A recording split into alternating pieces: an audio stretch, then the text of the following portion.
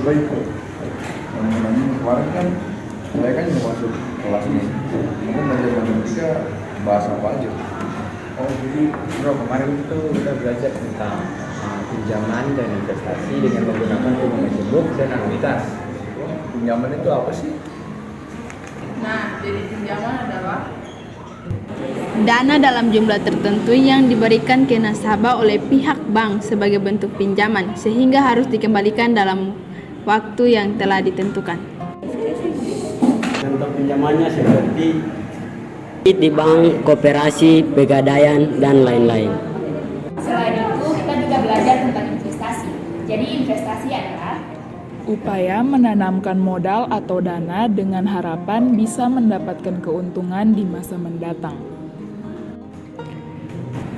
Nah, investasi punya berbagai contoh, seperti saham atau bukti kepemilikan sebuah perusahaan, obligasi atau surat utang, sukuk atau surat berharga berbentuk sertifikat, deposito atau uang yang disimpan dalam rekening, menabung, asuransi atau perjanjian antara asuransi dan pemegang polis, dan reksadana atau wadah yang dipergunakan untuk menghimpun dana dari masyarakat pemodal untuk selanjutnya diinvestasikan dalam portofolio oleh manajer investasi.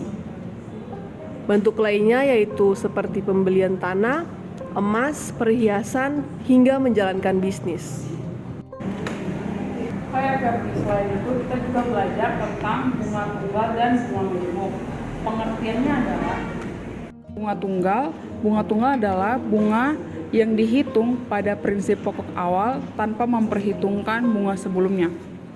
Nah, kalau bunga majemuk adalah bunga yang dihitung berdasarkan prinsip pokok dan bunga sebelumnya. Bagian terakhir kita belajar tentang anuitas. Reguler atau serangkaian pembayaran reguler atas pinjaman atau investasi. Pembayaran berulang ini termasuk bagian bunga dan bagian pokok. Jenis-jenis anuitas. Yang pertama adalah anuitas biasa, di mana pembayaran atau penerimaan dilakukan berkala untuk periode tertentu terjadi di akhir periode.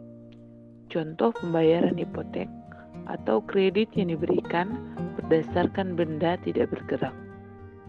Yang kedua, anuitas jatuh tempo, di mana pembayaran atau penerimaan dilakukan berkala untuk periode tertentu terjadi di awal periode. Contoh asuransi. Ketika kita menggunakan produk asuransi, maka kita harus membayar premi sebelum bisa mengklaim dari produk asuransi yang kita gunakan. Yang ketiga, anuitas ditangguhkan, di mana penerimaan berkala untuk jangka waktu tertentu yang terjadi atau dilakukan setelah jangka waktu tertentu. Contohnya, pembayaran bunga deposito yang biasanya bisa dilakukan di tengah periode, tidak perlu menunggu akhir periode.